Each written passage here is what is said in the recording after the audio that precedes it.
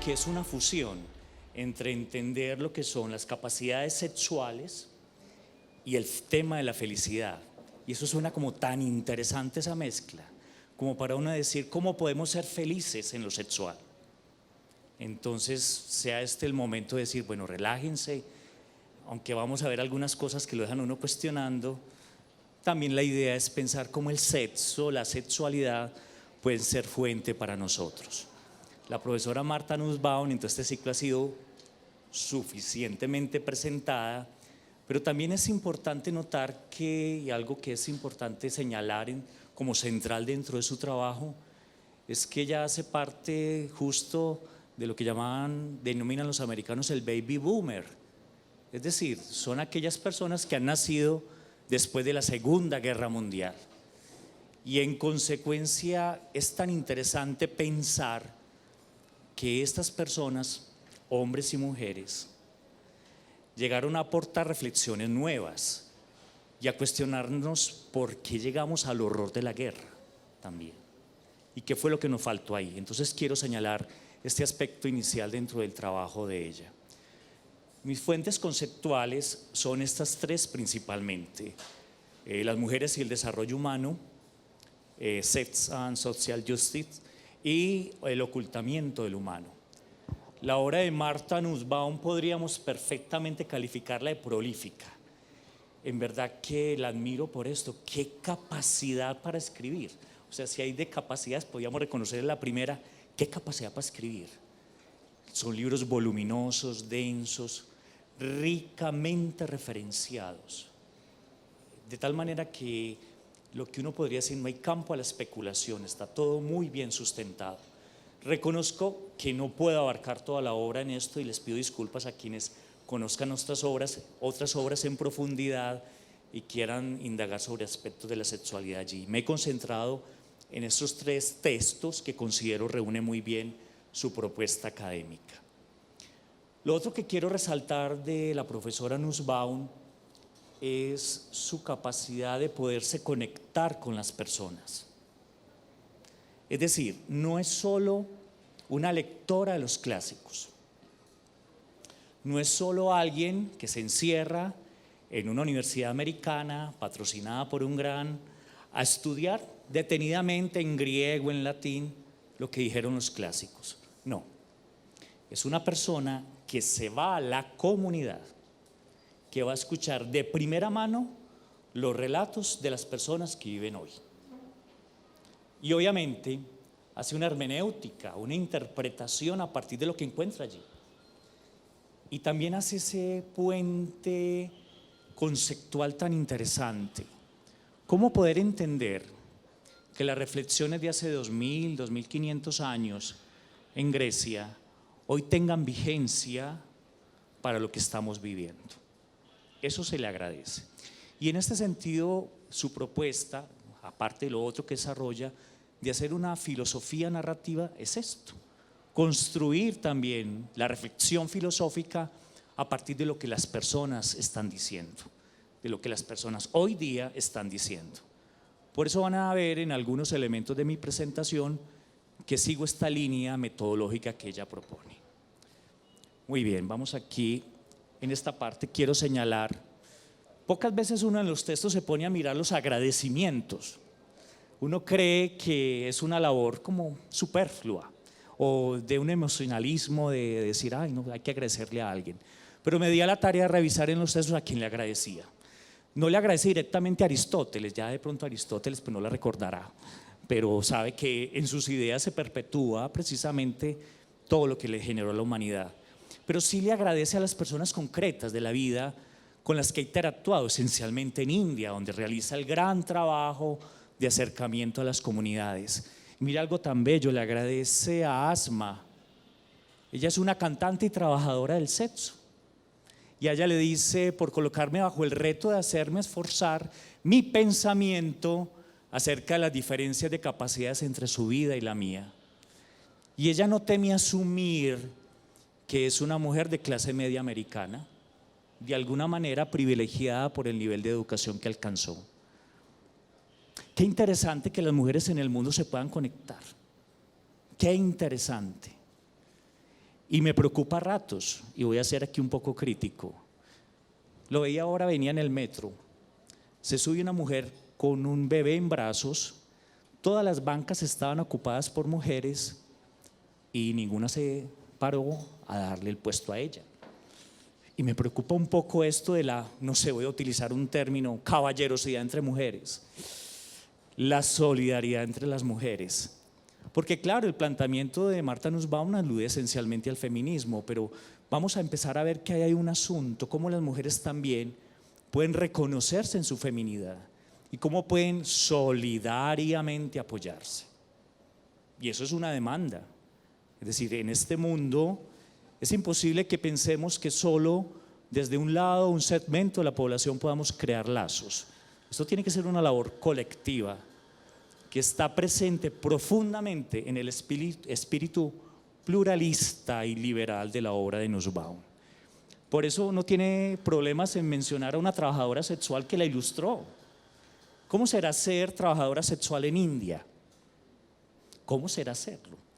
Es decir, ¿bajo qué condiciones tienes que vivir? ¿Bajo qué condiciones tienes que hacer un censo, un balance de cada uno de los recursos que recibes? Sobre todo para mantener a tu familia. Dice ella en la obra de las mujeres y el desarrollo humano: sobre todo estoy agradecida a las mujeres trabajadoras de la India que tomaron parte de su tiempo de trabajo para hablar con una ignorante extranjera mediante intérpretes, dándome a menudo la bienvenida en sus propias casas e introduciéndome en sus familias. Sus vidas son la realidad de este libro, específicamente las mujeres y el desarrollo humano. Espero y creo que es posible escribir un tipo de filosofía que no borre esta realidad. Y aquí es donde yo quiero ser también claro. Soy psiquiatra, soy médico psiquiatra y hago clínica. No soy filósofo. Hago esa abstención también de entrada como parece mi formación, aunque ahora estoy haciendo un doctorado en bioética y me he acercado afortunadamente al discurso de la filosofía, también me ha permitido empezar a entender y a cuestionar mi propia realidad. Y también quiero hacer ahí una crítica. Por favor, no olvidemos la realidad concreta de las mujeres que sufren, pero también de las mujeres que tienen la caridad, la posibilidad emanada de su corazón de recibirte en su casa. Y lo bello es que todavía entre nosotros te reciben en las casas y te invitan a, no sé, a un tinto en aguapanela, tinto campesino le llamamos ahora así muy elegantemente, y te ofrecen lo mejor que hay en su casa y también te hablan de su vida. Y esto es también importante para nosotros. Es una americana en India con traductores, pero tratando de acercarse a las personas. ¿Cuánto de este material que ella ha encontrado en India no podemos tener nosotros con nuestras propias mujeres acá, con nuestras propias tensiones y reflexiones? Entonces ahí tenemos otro tipo de perspectiva. Y esto es como ubicar a Martha Nussbaum, claro, muy tesa diríamos ahora, dirían los muchachos estudiantes. Sí, se inserta en una tradición filosófica, es muy difícil que ahora alguien se invente algo nuevo. Siempre usted tiene que reconocer su genealogía y obviamente la identifican en una línea aristotélica. Ella no tiene ningún problema en asumirlo. Aristóteles no está pasado de moda, así ya en los colegios no lo enseñen, pero está vigente completamente. Y obviamente ella tiene un pensamiento liberal, ilustrado podríamos decir, que todavía sigue siendo cuestionado. Parece increíble. Creíamos que ya era una verdad consolidada para la humanidad, pero no lo es así. Y por supuesto ella hace un enfoque sobre las capacidades y otros elementos que enseguida voy a describir. Dice ella: yo considero que la insistencia de Aristóteles en la importancia ética de una percepción vivida de las circunstancias concretas tiene su propia contribución para hacer en un campo que está frecuentemente tan preocupado con modelos formales y teorías abstractas y que falla a la hora de aprender la vida cotidiana de la gente pobre. ¿Qué capacidad de podernos conectar? Es decir, lo que está en su obra también nos toca profundamente. Y somos un país donde hay gente pobre. Si no basta las estadísticas que salieron recientemente de la población campesina, los más pobres, para entender que tenemos que estar allí, con una condición que desde la medicina vemos. Justo entre los más pobres de los pobres están las mujeres que son los más pobres de los pobres. Y hay situaciones que uno lamenta, digamos, desde la epidemiología. Por ejemplo, enfermedades infecciosas que terminan siendo finalmente de mujeres pobres. Tuberculosis, SIDA, la tendencia en este momento, el VIH-SIDA, termina siendo de mujeres pobres. ¿Cuántas infecciones de transmisión sexual terminan siendo de mujeres pobres? Es decir, pareciera que hubiera allí como una tendencia de acumular lo que la humanidad no quiere justo en las mujeres pobres. Esta necesidad de reflexionar sobre nuestras mujeres en términos esto concreto, lo sexual como distinción entre hombre y mujer, ocupa el cuerpo central también de la reflexión de Martha Nussbaum. Mujeres pobres tenemos muchísimas, con un asunto, y es que sus voces están calladas, son invisibles de muchos modos, de tal manera que el sufrimiento femenino pasa relegado muchas veces, no es reconocido, sea un privilegio de alguna manera al sufrimiento masculino. Estas son mis impresiones, no necesariamente que lo esté enunciando Martha Nussbaum dentro de su obra, pero también es importante conectarnos con la posibilidad de la universalidad de estas condiciones inequitativas para las mujeres. Mi pregunta de partida, con lo que quise empezar a reflexionar y a escarbar, escudriñar en la obra de Martha Nussbaum, es hoy cómo debemos entendernos en lo sexual, cuando coexisten tantas maneras de comprender la felicidad sexual. ¿Se han preguntado qué es ser feliz sexualmente? Yo no sé, alguien podría decir, no, mi índice de orgasmos semanales. Alguien podría decir, no. Claro, ¿sabían que hay un Día Mundial del Orgasmo Femenino, por ejemplo? Es el 7 de agosto, para señalar que hasta el 60% de mujeres en el mundo tienen una relación sexual y no tienen un orgasmo. Hasta en eso tan biológico, tan básico. Hasta el 60%. ¿Qué hacen? Fingen o les duele, en fin, una cantidad de cosas que hay allí complejas. Pero para señalar cómo somos felices sexualmente. Somos felices sexualmente teniendo una pareja sexual. Somos felices sexualmente experimentando orgasmos, conociendo nuestro funcionamiento sexual, o somos felices haciendo abstinencia sexual, por ejemplo, es decir, le pude ganar hoy al deseo sexual, sí, lo logré aplacar. Sí, habrá felicidad de ese orden. Somos felices teniendo muchas parejas sexuales. ¿Sabían ustedes, por ejemplo, las mujeres suecas tienen mayor número de parejas sexuales al año que las latinoamericanas? Si ellas se creían las más, digamos, fogosas en términos, no, les ganaron las suecas. Pero, por ejemplo, se infectan menos de infecciones de transmisión sexual y tienen menos embarazos no deseados. Lo que de inmediato nos cuestionó el concepto, por ejemplo, de promiscuidad. O tal vez puede ser, no, yo no necesito sino una sola pareja para construir. Qué desafío tan grande. Porque es que de pronto en los 2 primeros años sí funciona, pero a los 7 años, cuando usted echa cuesta arriba, a los 8 años, a los 22 años, para completar con un cerebro mamífero como el nuestro, que se abastece de la novedad sexual. Sí, cuesta construir esto. Felicidad sexual. Muchas lo que hacen es mandarla a congelar. Yo en la consulta les digo, lo que te pasó fue que congelaste tu sexualidad. Y es muy práctico. Háganse de cuenta cuando uno compra unas pechugas congeladas y uno quiere comer pechuga a la hora, no puede, salvo que le ponga todo el fuego a la olla a presión, pero le toca porque ves, tienen que descongelarla y la pareja no tiene paciencia para decir, venga, que es que yo puedo volver a gozar de esto.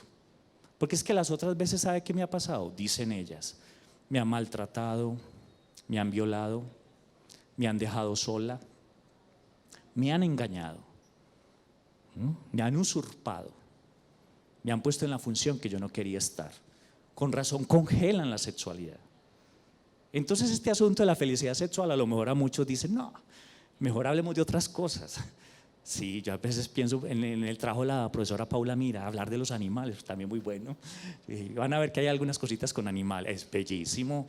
El tema de la sexualidad, de una vez también digo, es profundamente problemático.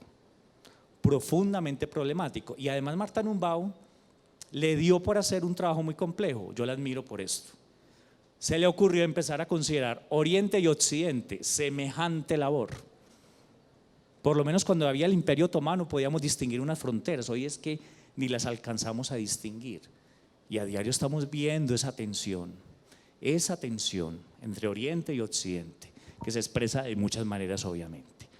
Entonces empecemos a tratar a ver, hagamos esta peregrinación, a ver dónde puede haber algo de felicidad sexual. Ella empieza a decir, como principio, como declaración de principios, cada ser humano es un fin en sí mismo. Muy kantiana la definición y completamente vigente. Lo que quiere decir también con esto es que por favor no instrumentalicemos a las personas, no las volvamos unos medios, por ejemplo, para generar riqueza.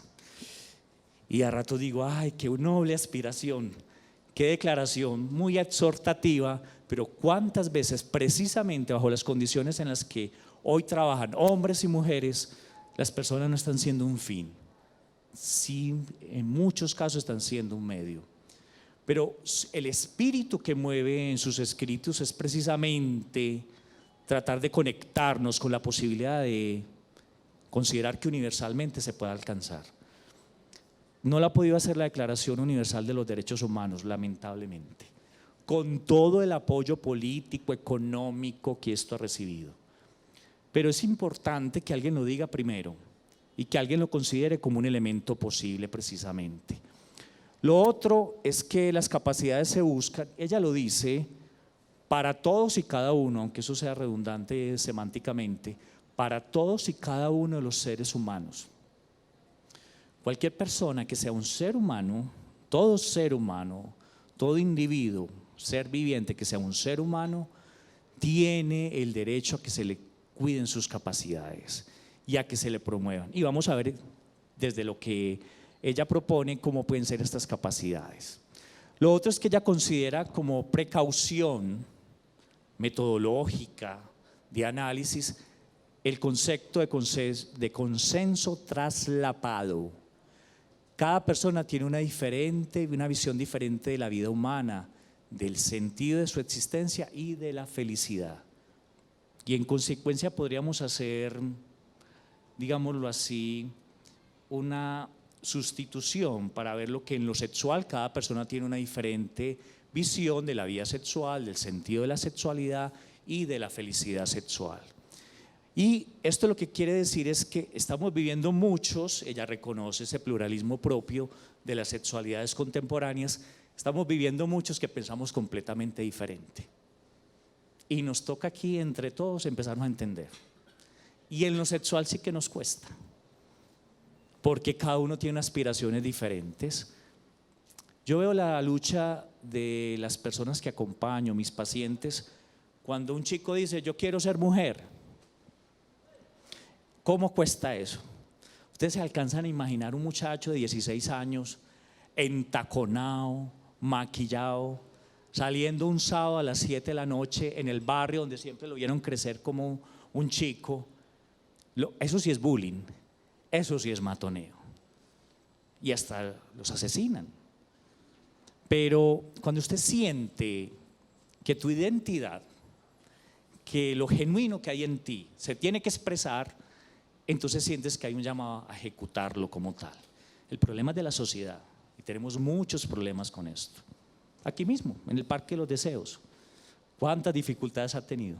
2 chicos se besan, 2 chicas se abrazan. ¿Cuántos problemas y tensiones nos genera esto como ciudad? Pero no hay que escabullir, no hay que huir de la reflexión. No entendamos que estamos aquí tratando de construir pluralismo y tratando de entendernos los unos con los otros, y debe haber espacio para todos también. Muy bien, esta es la visión del consenso traslapado. Capacidades básicas, ella las define como el equipamiento innato de los individuos, base necesario para desarrollar las capacidades más avanzadas y terreno de responsabilidad moral. Es decir, es una dotación básica con la que llegamos. Este es el primer concepto de ella en términos de capacidades, las que vienen con uno como tal. Y habla de capacidades internas como los estados desarrollados. Y quiero que hagan especial reflexión sobre este adjetivo, desarrollados, de la persona misma, que en la medida en que conciernen a la misma persona, son condición suficiente para el ejercicio de la función requerida. A diferencia de las capacidades básicas, estos estados son condiciones maduras de preparación para una función. Yo sé que el modelo de ella ha recibido fuertes cuestionamientos si en términos generales no está hablando de derechos, pero es importante entender que esta visión de las capacidades nos abre profundas, digamos, perspectivas. Por ejemplo, para el término de la educación, a quienes nos dedicamos a la educación, para el término de la salud, y obviamente para uno de los campos que ella trabaja, que es el campo de la justicia, por ejemplo. Por eso hay que seguirle la pista en este sentido. Habla de unas capacidades centrales, ni qué decir la vida, la salud corporal, la integridad corporal, y algo tan bello, por ejemplo, como la imaginación. Yo a ratos cuando leo a Martha Nussbaum pienso que ella tiene algo todavía de como no ha olvidado la infancia. A mí me hubiera gustado saber si ella estuvo alguna vez en psicoanálisis, que diría el psicoanalista de ella, pero es estupendo, porque nos volvemos después tan serios que se nos olvida imaginar y soñar. Ya. Leí ahora a propósito de la publicación de los 100 años de la teoría de la relatividad, cómo Einstein hizo su trabajo imaginando. Entonces se le ocurrió pensar por allá un día que estaba trabajando en una oficina, yo me lo imagino un poco aburrido a Einstein ahí, y dije, ¿qué pasaría si alguien está dentro de un ascensor y cae? Pues ya había ascensores. Y todo a partir de eso, ¿qué pasaría? Sentiría su propio peso si cae dentro de un ascensor. O sea, el ascensor empezó a caer, sentiría su propio peso. ¿Cómo es que uno puede imaginar y gozar? Y él decía, la mente funciona como un paraguas, Einstein. Solo sirve cuando está abierto. Y así debería ser nuestra mente, abierta. Hay gente que tiene paraguas muy bonitos, pero todos los tienen cerrados. Es eso precisamente. Creo que ya me captaron ahí la posibilidad de la imaginación. Emociones, no niega las emociones. Y aquí yo le digo a Martha Nussbaum, la neurociencia la acompaña, mija. La neurociencia le van a decir, actuamos a partir de emociones. ¿Cuál es el problema de manejar las emociones? ¿Cuántas dificultades no tenemos manejando las emociones?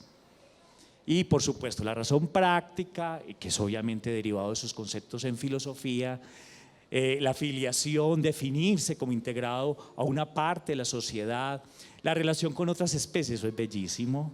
Entonces uno dice, claro, los animales, las plantas, toda la biosfera, el juego, incluye esto, es muy llamativo. Y aquí les vengo a decir, por ejemplo, en términos de las funciones de la sexualidad encontramos varias. La tradicional, que es la que menos se usa ahora, es la reproducción. En términos generales, los seres humanos se están reproduciendo 1 o 2 veces en la vida. O sea que quienes defienden la dimensión preeminente de la reproducción en sexualidad ya están un poquito pasados de moda. Las abuelas nuestras sí se gozaron esa dimensión. 15, 16, 23, se la gozaron a plenitud. Y ahora no, dicen, no, 3, por Dios. Y ahora hay parejas married no child, le dicen los americanos, casados sin hijos, como una opción muy concreta. De hecho, que incluso quedar en embarazo se vuelve una catástrofe para esa pareja. No estábamos preparados para esto, no íbamos a pasar nomás de bueno, viajar. Y ahora el niño no nos deja dormir, ya nos dañó el ciclo circadiano del sueño. Pero lo queremos, es una bendición, llegó bien. Lo otro, en dimensiones de la sexualidad, está el placer, y esa sí que la estamos utilizando. Pasar bueno, sentir los órganos sexuales, el cuerpo, interactuar. Lo otro es comunicarnos. Ya de pronto cuando usted está en pareja dice, por ejemplo dicen ellas, te voy a cortar los servicios sexuales. Esta semana estuviste muy groserito, llegaste tarde, te me perdiste en el WhatsApp, cualquier cosa. Esa es la dimensión de comunicación. Con lo sexual comunicamos. O también le decimos, vea, se portó súper bien. Qué buen aguinaldo me trajo. ¿Ya? Así es como se cuida una novia. Entonces, por supuesto, hay una comunicación. Pero también, dentro de los que estudiamos esto, está el aspecto lúdico. La gente tiene sexo para divertirse, de desparche. No hay nada que hacer un domingo por la tarde, está lloviendo. Pues, mija, nos tocó. No vamos a hacer nada más. Y el que está solito, pues dice, ve, invento un plancito aquí. Yo con yo. Y eso es también una dimensión. Y todas las entendemos como positivas. No quiero decir que estas otras no sean, no, todas son positivas. Precisamente porque nos permiten ejercer una dimensión fundamental de los seres humanos, que es la sexualidad. Usted puede decidir no ejercer su sexualidad, lo que es completamente respetable, el celibato. Pero sabemos que en estos tiempos la mayoría de la gente decide ejercer su sexualidad de alguna manera. Y bueno, ahí está el juego. ¿Sí ven por qué la correlación entre el juego y la sexualidad? Y lo otro está el control del propio entorno, que también es importante garantizar que usted donde viva, donde esté, pues tenga unas condiciones estables. Tener un espacio para divertirnos, tener un espacio para aprender. Todos estos espacios son condición del propio entorno. Miren esta imagen, yo quiero que hagamos un poquito de semiótica aquí con esta imagen. Sucedió en una playa en Nicaragua, pero una playa sobre el Pacífico. ¿Qué está haciendo esta gente? Están arrastrando una ballena. Yo me imagino el que primero la encontró y dice, no, yo voy a salvar esta ballena. Y empieza a empujar, y uno, ¿qué puede hacer con una ballena? Semejante animal tan grande. Necesitas ayuda si quieres hacer esto. ¿Y qué veo yo aquí? Hay una cosa que me encanta, la gente está contenta haciendo esto. Yo no sé cuánto les van a pagar. Es más, creo que no les van a pagar nada. Es más, creo que están de voluntarios. Es más, creo que además son solidarios. Y creo que cuando ven el animal de nuevo en el mar, están contentos. Ustedes se alcanzan a imaginar cuánto tiene uno que empujar una ballena para poder que llegue a una zona más o menos profunda. ¿Cómo será la decepción cuando el animal fallece a pesar de todo el esfuerzo?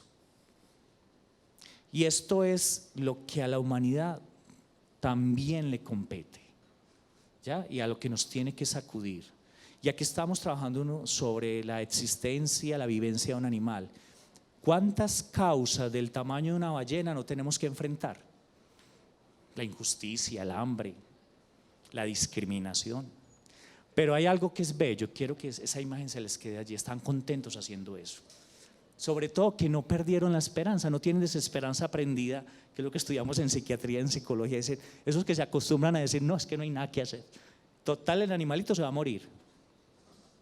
Yo no sé qué harían, por ahí hay japoneses que todavía cazan ballenas y dirían, perfecto, nos cayó de papaya aquí la ballena, mejor, vamos a sacarla, a descuartizarla de una vez, dirían ellos. Qué tristeza. Pero esas personas decidieron pensar que el mundo puede ser un sitio completamente diferente. Y ese es el mensaje que yo también quiero que quede. El mundo sexual puede ser un sitio completamente diferente. Y sí puede ser posible que haya felicidad sexual. Muy bien. Dice ella, las capacidades combinadas. Son capacidades internas combinadas con adecuadas condiciones externas para el ejercicio de la función. Entonces aquí viene otra cosa muy buena. Y es que además de que usted tenga una preparación y se haya formado y haya recibido los elementos, también el ambiente tiene que ser propicio. Y a ratos cuesta esto. Se siente frustración, que usted haya hecho esfuerzos porque todo salga bien y al final no. Vamos a mirar ejemplos. Y creo que con esto empiezo yo a leer ahí. Y dice, ¿cómo entiendo yo a Marta Nussbaum? Viviendo en Medellín, Colombia. Y yo decía, bueno, vamos a empezar a ver. Y entonces se me ocurrió pues como pensar en esto. A ver, capacidad interna de saber leer y escribir. Ya como uno puede saber y decir, me va a formar. Capacidad que hay que garantizarle a los niños y niñas o a los adultos que no han podido acceder allí. Aprender a leer y a escribir, tan bello. Combinar una letra con otra, un palito con la bolita, todo eso. Y además, como lo vemos muchas veces cuando llegan los chicos a la universidad, que aprendan a entender lo que leyeron. Porque muchas veces leen ahí, pero no entendieron el mensaje, la metáfora. Eso también se conquista, eso también se cultiva, que es otra idea bella de Marta Nussbaum, la noción de cultivo. Muy bien, entonces podríamos decir que esa sería una condición de capacidad interna. pero la capacidad combinada sería pedir un préstamo bancario. Ustedes han pasado por esa situación. Uno siente que lo esculcan. A un paciente mío, no voy a decir la entidad bancaria, tenía el colesterol elevado y le negaron un préstamo en un banco. A ver, un momentico, yo no logré entender eso. O sea, que alguien en un banco le hubiera pedido un perfil de colesterol, triglicéridos, HDL, LDL, toda la cosa. Le dije, no, usted no le podemos prestar porque tiene colesterol elevado. Allá vamos, y sucedió aquí en Medellín, Colombia. Menos mal en otro banco como que no sabía mucho de fisiología de los esteroles, entonces decidieron que le podían permitir. Es decir, que usted puede hacer todo por estar bien, pero en algún momento hay también una decisión del entorno. Por eso Marta Nussbaum no teme hablar de la política. Claro, usted puede haberse cultivado, pero siente que el medio es adverso precisamente para ejercer lo suyo. Usted puede haber descubierto en su interior que su sexualidad es válida, que es genuina, que no es pecaminosa, que no es ilegal, pero el medio no te valida. Ahí es donde estamos precisamente trabajando. Bueno, y aquí esta imagen la escogí, es que esto es la ira. Ya ahora que va a volver a venir a hablar de la ira, ¿cuánta ira le da al que dice no, señor? Lo que se siente si te niegan una visa, cuando llega el papelito así, te niegan una visa. Bueno, y ahora se supone que está cambiando el panorama para nosotros, pero eso es que tú sientes que los seres humanos en el mundo no todos somos iguales. Que la transparencia o la liberalidad o la perforación de las fronteras, no, por Dios. Todavía puede ser que en el mundo haya seres humanos de primera categoría, segunda categoría, tercera categoría. Muy bien. Las capacidades sexuales, ahora sí va a entrar en el tema. Entonces, claro, aquí traigo las mujeres de la India, el país de los colores, pero también el país de la pobreza y el país de todas las contradicciones. Entonces tienes los cultos religiosos diferentes, tienes incluso diferentes corrientes de colonización, portugueses, españoles, ingleses, en fin. Y aquí ella comienza uno de sus libros, el del desarrollo de las mujeres, empieza hablando de esto, que me parece muy interesante, porque ella te quiere conectar con lo que las personas viven, sienten, en la condición primaria de la experiencia. Dice, Hayanma, que es una de las mujeres que ella entrevista, coloca de alguna manera a los otros en primer lugar, postergándose a sí misma. Por ejemplo, ella pone azúcar en su té, mientras que permite que su esposo y sus hijos agreguen leche, que es más cara. Y ella, a partir de esa pequeña reflexión que es cotidiana, empieza a desarrollar su cuerpo argumentativo.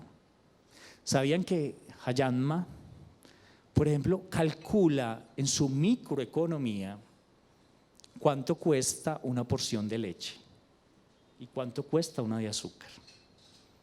Y como el interés es que todos estén bien en casa, ella hace eso.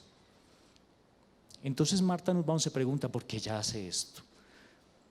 Y también se pregunta por qué lo tiene que hacer, si ella es también la que más trabaja. Yo recordaba un poco esto.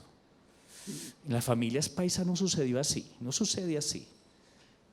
Que el papá era el que primero se le servía, se le ponía todo, y después pasaban los hijos varones y después las mujeres, y la mamá muchas veces con lo que quedaba, la carne, la proteína. ¿Sí? Y sigue pasando, que es lo lamentable. Y ella toma esto de decir, ¿por qué las mujeres se suelen postergar? Y también ahí denota una condición, claro, la condición del cuidado, pero claro, también las feministas le dicen, pero ¿por qué a las mujeres nos toca sacrificarnos si la labor doméstica es súper dura? Dígame si no lo que la dificultad, lavar baños, trapear, limpiar, sacudir, que es una cosa tan dura. Planchar ropa, apenas se ríen por allí, ¿me entienden? De inmediato, eso como desgasta. Justo la que más quema calorías, además que esa quema de calorías no se traduce necesariamente en la figura esbelta que debe tener, termina agotada y enseguida tiene que dejar lo mejor para los otros. Captamos ahí lo que quiere Marta Nussbaum señalar también, es esa sensibilidad, y ella es de clase, se define clase media americana. Entonces, claro, por supuesto va allí y empieza a ver qué pasa esto. ¿Cómo? Es que aquí no todos pueden tomar leche. Sería justo que todos tomaran leche. Sigue costando todavía en nuestro medio mucho una bolsa de leche. Y va a costar más ahora con el calentamiento, con el fenómeno del niño. Claro que sí. Hay 13 eventos, 3 ejes donde ella trabaja. Está el eje del ser sexual, por supuesto. Es lo que define mucho de sus capacidades sexuales, el ser sexual. Pero también la capacidad en general y la capacidad sexual se define por el hacer sexual. Usted se identifica como una persona que es un ser sexual. Dice, ve, tan especial, hoy amanecí con ganas de tener sexo. Tranquilo, no hay problema, felicitaciones. Significa que sus hormonas están bien, que el sistema cardiovascular está en buenas condiciones, y nosotros no vemos eso como una cualidad. Y a continuación usted también quiere hacer sexual, claro. Y ahí es donde empiezas a tener problemas. Por ejemplo, para las mujeres, pensemos un poco, amanecieron ese día con la testosterona un poquito elevada y están, digamos, rasguñando las paredes y dijeron, ay, qué rico que mi esposo me dijera hoy esto o que me llamara aquel otro. ¿Cómo queda una mujer cuando empieza a decir, venga, es que yo quiero que hoy me saquen y usted sabe qué es lo que hoy le estoy proponiendo? ¿Cómo es? Veamos una peliculita. Entonces ahí es donde ese ser sexual se transforma en un hacer sexual. Solo que la sanción social, desde una perspectiva de género, es muy fuerte para la mujer que se muestra deseante. No es bien valorado. Y estamos hablando de 2015. ¿Por qué sigue pasando esto? Cosa que sería paradójica porque él dice, ay, qué bueno que mi esposa fuera así o que mi novia fuera así. Pero cuando se pone muy propositiva, de pronto dice, no, ¿por qué está tan alborotada? Sí, bueno, me perdonan que hablen tan paisa, pero es que así es que nos entendemos. Y lo otro es el comunicar sexual. Claro, claro. Tú descubres cosas, quieres hacer cosas. ¿Cómo hablas de tu ser sexual? La expresión emocional, la expresión afectiva. Mucho cuidado ahora porque ya los chicos y las chicas no se pueden expresar emocionalmente en los colegios. O si usted se abraza en un parque, no sé, en un centro comercial, puede tener problemas. ¿Ya? Incluso no solamente desde la perspectiva homosexual, sino también para la heterosexual. Entonces pareciera que en vez de ir ganando, estuviéramos retrocediendo en esto. Muy bien. Aquí solo les quería traer que hay una definición de salud sexual que ya está considerando seriamente la propuesta, leo yo, de Martha Nussbaum. Esto es que lo que hacemos en salud sexual debe incluir precisamente la promoción de las capacidades sexuales y una capacidad en términos de entender los beneficios, riesgos y responsabilidad de la conducta sexual. Esto es de un centro en Estados Unidos que trabaja esencialmente con enfermedades y sobre todo enfermedades infecciosas, pero también se dio a la tarea de decir, a ver, ¿qué ha pasado? Que estamos educando supuestamente a las personas en educación sexual y no hemos podido lograr que empiecen a hacer conductas sexuales sanas. ¿Cuál es el problema? Entonces ahí también tenemos que pensar cómo llenamos de capacidades a las personas. Dice la UNESCO, en un contexto entre el cual la ignorancia y la información errónea pueden representar una amenaza para la vida, aquí está diciendo la UNESCO, y esto es hablando de sexualidad y educación sexual, que si usted está desinformado, maleducado sexualmente, ojo que usted ahí tranquilamente pierde la vida, y es cierto. Usted no se sabe poner un condón y tranquilo que ahí pierde la vida. No de inmediato, pero ese es un virus lento y puede terminar dañándole y perjudicándole completamente su proyecto de vida. Y por decir algo, está el VIH-Sida, hepatitis B, hepatitis C, que nos preocupa profundamente ahora desde la medicina. ¿Y qué dice también la UNESCO? Representa una amenaza para la vida. La educación en sexualidad es parte de la responsabilidad que deben asumir las autoridades y establecimientos de salud y educación. Los maestros y maestras de aula deben trabajar en colaboración con padres, madres y comunidades con el fin de garantizar la protección de niños, niñas y jóvenes. Aunque a la UNESCO le faltó decir y adultos mayores. Porque ¿cuál es el problema ahora? Hay adultos mayores que volvieron a tener sexo gracias al sildenafil, al Viagra. El asunto es que muchos de ellos consideran que eso de las enfermedades de transmisión sexual es solo de la gente joven. Entonces nunca usan condón y dicen, no, es que me van a mí a pegar eso, si yo eso ya pasé, ya, a mí ya no me da. Entonces ahí tenemos un problema llamado SIDA azul. Un abuelito con SIDA, con hepatitis B, con hepatitis C, con blenorragia, con clamidia, contagiando a la abuelita que no sé si no ir a misa, pues estar ahí juiciosa en la casa y preparar el almuerzo. SIDA azul. Entonces también ahí, porque también hay un enfoque y distorsiona solo pensar en niños y adolescentes. Sexualidad positiva es la educación que imparte una aproximación positiva, optimista, mire qué tan interesante, aquí nos conectamos con Martha Nussbaum, y respetuosa a la sexualidad, contrario a un modelo de abstinencia sexual. Y miren qué interesante, cuando la educación sexual es positiva, las personas retardan el inicio de la actividad sexual. Los países que muestran a sus jóvenes, adolescentes, la sexualidad, que le indican los riesgos, pero también las posibilidades de disfrute, lo que han encontrado es que los muchachos se demoran más, muchachos y muchachas, se demoran más para iniciar su vida sexual. Escogen más, seleccionan más. Y eso es precisamente lo que hace, y aquí quiero consolidar esto con la propuesta de Martha Nussbaum, cuando usted desarrolla las capacidades sexuales en educación y salud, las personas son más felices sexualmente y disfrutan más de su sexualidad. Cuando escuchamos mensajes en los medios diciéndonos, ¿usted pasó bueno hoy sexualmente? ¿Cuántos orgasmos hubo en su casa hoy? No pensamos, yo sueño con, si me preguntan por mi felicidad sexual, sueño con algún día un mundo así. Qué interesante. La gente llega a la oficina y no, 3 orgasmos anoche, estupendo, esto fue fascinante, pero no chicaneando, que sea verdad, pasamos tan bueno, hoy me hicieron un desayunito estupendo, yo mañana lo hago, es que esto fue estupendo vivir en esa casa, felicidad sexual, o nos entendemos tan bien, tan lindo el cuerpo de ella, cómo nos comprendemos de esta manera, qué rico estar vivo, qué rico estar vivo. Muy bien, dupla de discriminación que señala Martha Nussbaum.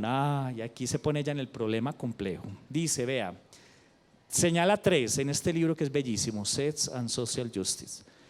Dice, ser hombre y mujer, eso es una dupla que ha marcado la humanidad profundamente, no es nueva, es muy vieja. Y mire, rural-urbano, ¿sabían que en el 2014 ya la humanidad hizo el punto de quiebre? Somos más los humanos que vivimos en ciudades que los que vivimos en las zonas urbanas, rurales. Somos más los humanos viviendo en ciudades. Los campos están quedando desolados en el mundo. Y obviamente las personas que viven en el campo suelen ser las más pobres además. Y entre la gente pobre del campo, las mujeres son las más pobres entre las pobres. Y por supuesto también la relación rico-pobre. Ella solo señala de entrada estos 3, pero podríamos decir las disparidades entre norte, sur, occidente, oriente, en fin. Aquí para señalar esto que me encontré, este es el mapamundi de las violaciones en el mundo. Y aquí lo que quiero señalar es, mire, por ejemplo, los que están en gris, es que no hay datos disponibles, no se imaginen que es que ahí no pasa nada, es que no hay datos disponibles. Estos verdes son de menos incidencia, pero en la medida en que se ponen rojitos, hay mayor incidencia.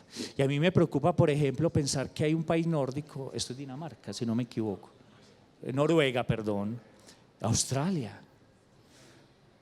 Y uno se empieza a preguntar si es que necesariamente, y Martha Nussbaum ya lo anunció, el desarrollo económico no está necesariamente asociado al desarrollo en capacidades de respeto y reconocimiento de las mujeres. Yo me quedé como sorprendido, sí. No se imaginen que porque Colombia está ahí, pues es que aquí sí se han tomado las estadísticas también, quiero decir que puede ser este el fenómeno. Pero también es interesante ver cómo puede ser que estas condiciones nos ponen en alerta. Aquí no se distingue bien, pero en otros mapamundi señalan a Panamá como uno de los sitios, por ejemplo, en el mundo donde las mujeres corren mayor riesgo de ser violadas. Pero en estos otros países, pues uno se preocupa también de saber que no hay ni tan siquiera las estadísticas para ver qué es lo que pasa aquí.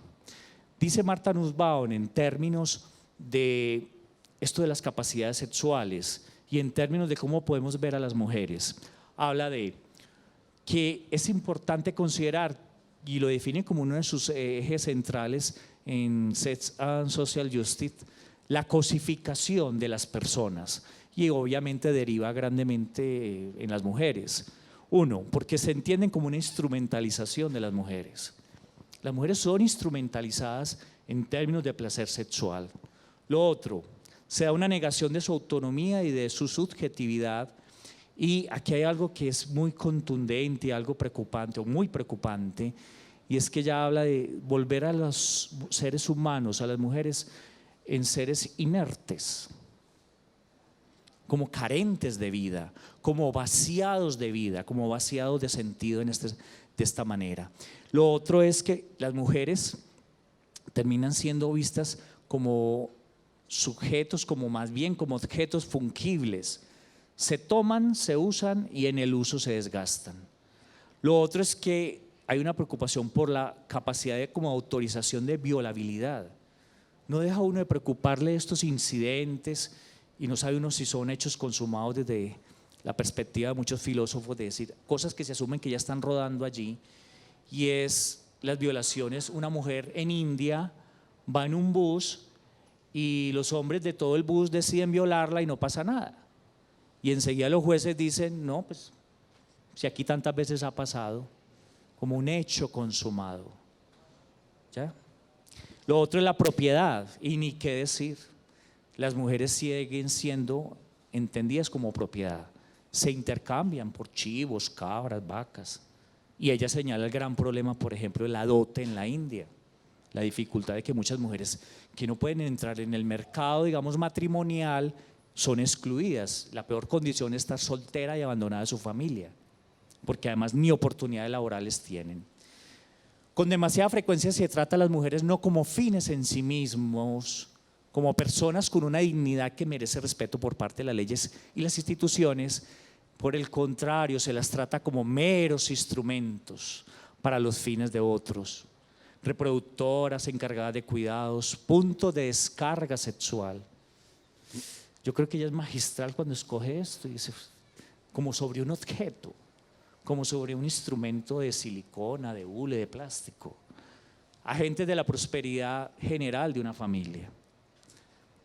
Mire, aquí está esto interesante. ¿Dónde están las mujeres seguras en el mundo? Yo diría que en ninguna parte. Yo creo que los polos de pronto, pero porque no tienen estadística. Pero las mujeres no están seguras en ninguna parte del mundo. Y saben que cuando buscabas estas estadísticas, me encontré, por ejemplo, la Asociación Americana que protege que a los hombres no los violen en las cárceles. Sabían que hay una asociación americana, hombre que llega a la cárcel, hombre que violan. Preocupa, es decir, porque el planteamiento, Martha Nussbaum ha recibido críticas, Judith Butler, por ejemplo, es una de las que le ha hecho una crítica, porque todavía Nida le dice en el feminismo clásico, y le dice, ¿y qué pasa con los hombres, por ejemplo? ¿En qué condiciones están los hombres allí? Con bastante frecuencia consideramos que una vida ha sido tan empobrecida que ya no merece la dignidad de un ser humano, que es una vida en la que se vive más o menos como un animal, sin capacidad para desarrollar y ejercer las propias potencialidades humanas. Y aquí es donde ella quiere señalar y hace un desarrollo muy interesante de cómo muchas vidas, si fueran tan siquiera entendidas como animales, tendrían más respeto. Y por eso esta consideración de profunda de entendernos como seres vivos en unión con todo lo que está viviendo. Las mujeres carecen de apoyo en funciones fundamentales de la vida humana en la mayor parte del mundo. Y miren esto que ella dice: están peor alimentadas que los hombres, tienen un nivel inferior de salud, son más vulnerables a la violencia física y al abuso sexual. De estas maneras, las desigualdades, circunstancias sociales y políticas dan a las mujeres capacidades humanas desiguales. No sé si ya vieron la película, y yo no quiero analizar a Martha Nussbaum, para que me entiendan bien, pero es que volver sobre las emociones es fundamental. Ahora hay una película de caricaturas donde menciona en parte, no es del todo estricto con las neurociencias, pero habla bien de lo que pasa en nuestro interior. Si tenemos una emoción de ira, ¿cómo actuamos? Si tenemos una reacción de miedo, si tenemos felicidad, alegría, ¿ya? ¿Estas de qué? Ya no recuerdo estas de qué. de asco, le da asco. Y esta es la de la tristeza. La de la tristeza es muy llamativa. Cuando toma esa esfera, entonces cualquier recuerdo, si la tristeza lo toca, lo vuelve triste. Y eso sí que estamos viviendo. Pues que los psiquiatras tenemos que trabajar tanto ahora, porque cantidad de personas, claro, viven con todo esto alborotado. Y ella está diciendo, mire, la ira. ¿Cómo entendemos cuando alguien comete un delito bajo la ira? Que incluso la justicia le justifique este asunto. Ira más repugnancia. Por ejemplo, ella pone el caso de un individuo habitante de la calle que encuentra a dos mujeres lesbianas teniendo una relación sexual y las termina matando. Y en su defensa dice, me dio un asco y una repugnancia. Y esperaba que los jueces le dijeran, ay sí, a cualquiera de nosotros nos daría asco. Menos mal el juez y el jurado entendió que esa no era una causa. Bueno, no soy abogado, pero sé que los abogados tienen una gran reflexión precisamente sobre esto. Sobre la situación de gays, lesbianas, bisexuales, transexuales. Mire, aquí hay persecución. Donde ustedes vean una gama de estos colores rojos hasta el amarillo, significa que hay persecución, incluso pena de muerte. Y ese es uno de los temas que a Marta Nussbaum le preocupa. Le preocupa también, mire, por ejemplo, hay otros países donde hay reconocimiento y mire qué poquitos son donde hay protección. Esta es la realidad de hoy. Esta es la realidad de hoy. Mujeres dilapidadas, hombres ahorcados por ser gay, los transexuales no pueden existir, de una vez de pequeños ya los matan de inmediato. Y aquí otro tema que ella toma como una punta de reflexión, como una arista de reflexión. Está hablando de la infibulación o de la circuncisión femenina, que ese no es un buen término para escribir, sencillamente y horroríficamente el corte de los genitales femeninos, no solamente del clítoris. Y aquí van a ver que no solamente es una cuestión de este eje que hay en el África Central y todo el eje, digamos, musulmán, sino que también aquí está un gran componente en el sudeste asiático. Si no sabían cómo es el asunto, aquí yo soy médico, no puedo dejar de ser médico y mostrar, hay diversas modalidades, reconociendo que en nuestro medio también se practica en algunas culturas aborígenes, y es que se hacen cortecitos, como digo yo, cortecitos para utilizar un eufemismo, cortar el glande del clítoris. Los hombres que tengan un pene intacto, imagínense que les corten el glande, la partecita de arriba. ¿Ya? Es eso hacerle. Y las mujeres tienen un glande, el glande del clítoris. Pero también puede ser que le recorten los labios menores. Y también llega a este caso en que le recortan todo y además la cierran, la suturan. Pero no se imagine una sutura impecable, con catgut, todo lo que hacemos los médicos, no. Es una sutura con ramas, con hilo de coser, con nylon, para que solamente quede un pequeño orificio por donde salga todo conjunto. Estoy hablando de salir orina y la menstruación. Y el que se apodere en propiedad, lo que ella dice, la propiedad sobre la mujer, tiene el derecho de volver a abrir esto y volverlo a cerrar cuando quiera, por ejemplo, cuando se vaya de viaje, como hacían en los caballeros en la época medieval. Digamos, cerramos el negocio, entonces nos vamos y cuando vuelva yo vuelvo a abrir esto, propiedad. Y aquí vuelvo a hacer semiótica sobre la imagen. A mí me preocupa que aquí están también las personas contentas. Mujeres castrando, mutilando a otras mujeres. Mire la alegría de ella. Debe ser la mamá. Diversas generaciones haciendo el oficio, con una cuchilla de afeitar, sin anestesia y con infección posterior. Y miren, todas en un rito colectivo además. Nosotras servimos a todo el cultivo de este patrón de lo que los hombres requieren.